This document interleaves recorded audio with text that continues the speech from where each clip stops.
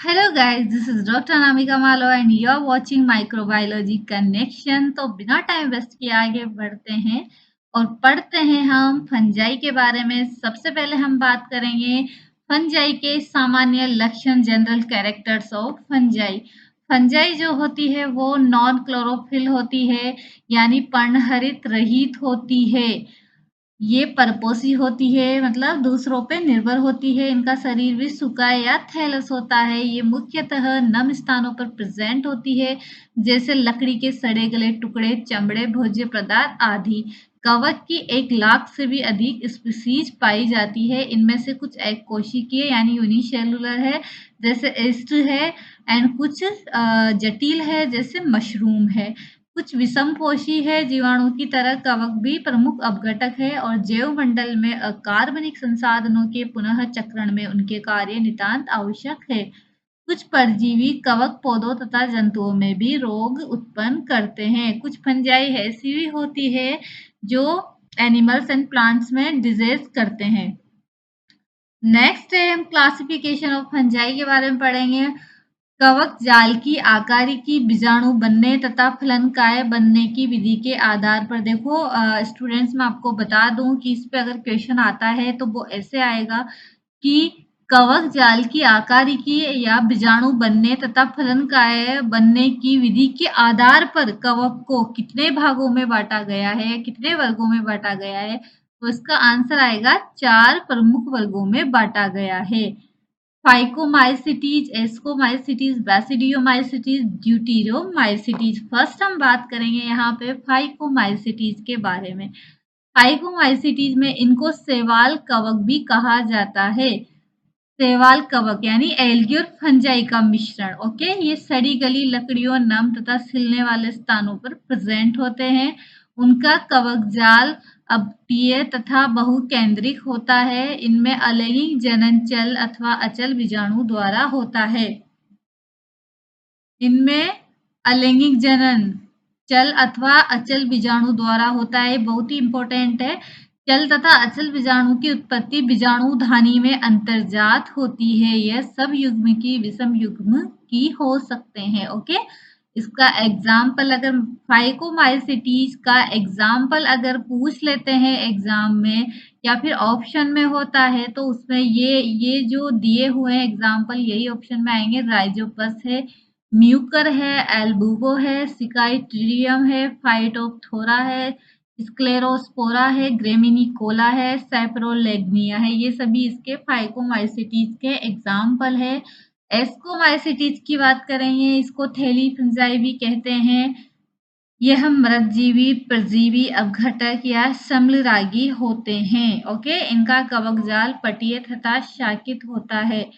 इनमें asexual reproduction conidia द्वारा होता है। वेरी वेरी इंपॉर्टेंट, अगर क्वेश्चन फॉर्म में आता है कि एस्कोमाइसिटीज में असेक्सुअल रिप्रोडक्शन किसके द्वारा होता है, तो आंसर में क्या आएगा? कोनिडिया द्वारा। कोनिडियम थर पर बहिर्जातीय उत्पन्न होते हैं। इनमें लैंगिक बीजाणु यानी सेक्सुअल स्पोर्स एस्कस कहलाते हैं। ये भी इंपॉर्टेंट लाइन है। जो एस्कोकार्प में अंतरजातीय रूप से उत्पन्न होते हैं। एग्जाम्पल में क्या आएगा? Aspergillus, neurospora, claviceps, peziza, penicillium, pleospora, morel, truffles, yeast pyronema, ascobolus, morchella and morchella. ये सभी जो है एस्कोमाइसिटीज के एग्जाम्पल्स है। नेक्स्ट हम बात करेंगे बैसिडियोमाइसिटीज। बैसिडियोमाइसिटीज ये mushroom, bract fungi, puffball fungi कहलाते हैं। ठीक है, बैसिडियोमाइसिटीज में अगर क्वेश्चन आता है कि ये इनका अगर दूसरा नाम पूछा जाता है तो क्या होगा? पफबॉल फंजाई या क्लब फंजाई। ये मिट्टी वृक्ष के टूंट है और लट्ठों पर उगते अथवा परजीवी होते हैं। इनका कवक जाल पटीय तथा शाकित होता है। इनमें सेक्सुअल स्पोर्स प्रेजेंट नहीं होते हैं। इनमें सेक्सुअल स्पोर बैसिडियम कहलाते हैं। बैसिडियोमाइसिटीज में सेक्सुअल स्पोर्स को क्या बोलते हैं? बैसिडियम, जो बैसिडियो कार्प पर बहिर्जात रूप से लगते हैं। एग्जाम्पल है इसका एगेरिकस पक्सिनिया ओस्टिरागो टॉडस्टूल लाइकोड्रन। ओके, ये सब इसके बैसिडियोमाइसिटीज के एग्जाम्पल है। ड्यूटेरोमाइसिटीज की बात करते हैं तो ये अपूर्ण कवक होते हैं, मतलब कंप्लीट नहीं होते हैं, अपूर्ण कवक है। ड्यूटेरोमाइसेट्स एक कृत्रिम वर्ग है। यह मृतजीवी अथवा परजीवी होते हैं। इनका कवक जाल पटीय तथा शाकित होता है। इनमें केवल असेक्सुअल फेज ही ज्ञात होती है। इनमें कॉनिडिया अलैंगिक बीजाणु बनते हैं। ये भी इंपॉर्टेंट लाइन है। इनकी लैंगिक अवस्था ज्ञात न होने पर इनको एस्कोमाइसिटीज अथवा बैसिडियोमाइसिटीज में रख दिया जाता है। Okay, very very important line है। Example alternaria, trichoderma, colletotrichum, fusarium. Okay, अब हम बात करेंगे यहाँ पे रिप्रोडक्शन इन फंगस। कवक में प्रजनन भी तो होता है, तो वो किस प्रकार से होता है कि फंगस में 3 वीडियो द्वारा रिप्रोडक्शन होता है। तो सबसे पहले है कायिक, सेकंड अलैंगिक, थर्ड लैंगिक। फर्स्ट बात करेंगे vegetative reproduction. Vegetative reproduction 3 type से होता है, fragmentation, fission and budding.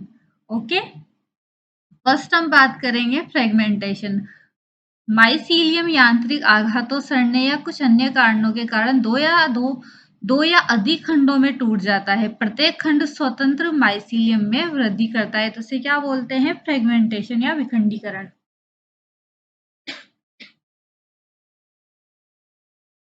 Second हम बात करेंगे फिजन। कायिक कोशिका 2 संतति कोशिकाओं में सरल विभाजन द्वारा बंट जाती है, इसे क्या बोलते हैं? फिजन। ये ऑब्जेक्टिव में आ सकता है। ओके, अब है बडिंग।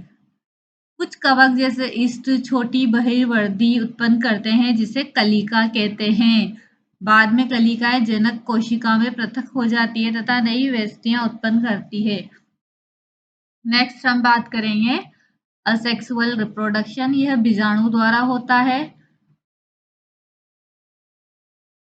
फंजाई में असेक्सुअल रिप्रोडक्शन किसके द्वारा होता है? बीजाणुओं द्वारा। ओके, बीजाणु एककोशिकीय विशिष्ट संरचनाएं हैं जो अपने जनक जीव से पृथक होकर वितरित तथा अंकुरित होते हैं तथा उपयुक्त पदार्थ पर गिरने के बाद नया माइसीलियम उत्पन्न करते हैं। कवकों में अलैंगिक प्रजनन के दौरान उत्पन्न बीजाणु समसूत्री विभाजन द्वारा निर्मित होते हैं तथा माइटोस्पोर कहलाते हैं। Very very important. Sexual reproduction. Fungi में लैंगिक प्रजनन या सेक्सुअल रिप्रोडक्शन रिड्यूस्ड होता है तथा 2 संलयित युग्मों द्वारा होता है। इसमें 3 अवस्थाएं होती है। पहली है प्लाज्मोगेमी। इनके दौरान क्या होता है, जो अलग अलग कवक होते हैं उनके हाइपी एक दूसरे के समीप आते हैं और 2 अगुणित प्रोटोप्लास्ट के बीच संलयन होता है। ओके, जिसके कारण उनका जीवद्रव्य एक दूसरे से जुड़ता है, जिसे क्या बोलते हैं? प्लाज्मोगेमी कहते हैं। हालांकि एस्कोमाइसिटीज बैसिडियोमाइसिटीज में मध्यवर्ती डाइकैरियोटिक अवस्था में होते हैं। इस अवस्था को डाइकैरियोफेज कहते हैं। नेक्स्ट है कैरियोगेमी। प्लाज्मोगेमी के बाद जो दोनों सेल्स का केंद्रक आपस में जुड़ता है, 2 अगुणित केंद्रक जो प्लाज्मोगेमी में एक दूसरे के साथ आते हैं, वो संलयित होकर डिप्लॉइड जाइगोट उत्पन्न करते हैं।